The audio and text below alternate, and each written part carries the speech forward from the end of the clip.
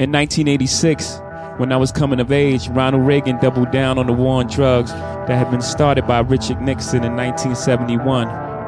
Drugs were bad, fried your brain. The sole reason neighborhoods and major cities were failing.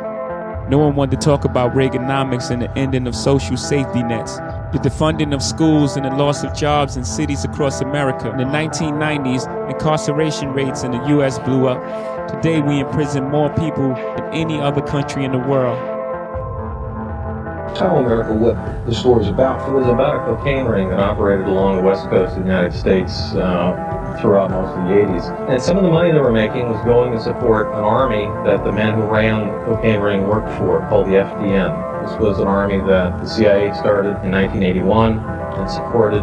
Better known to us, most of us who remember news, the Contras.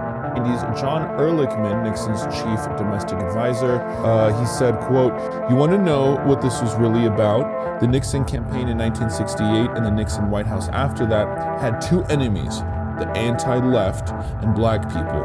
You understand what I'm saying? We knew we couldn't make it illegal to be either against the war or black, but by getting the public to associate the hippies with marijuana and blacks with heroin, and then criminalizing both heavily, we could disrupt those communities."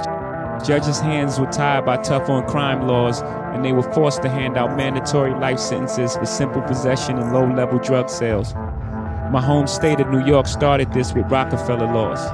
Then the feds made distinctions between people who sold powder cocaine and crack cocaine, even though they were the same drug.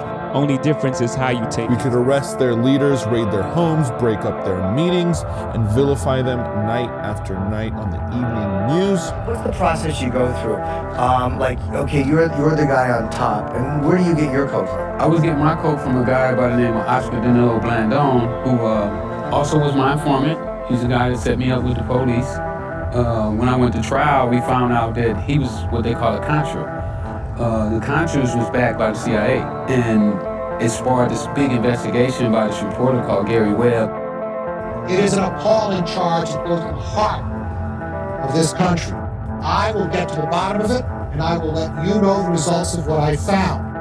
How are we supposed to trust the CIA official to investigate themselves? Did we know we were lying about the drugs? Of course we did.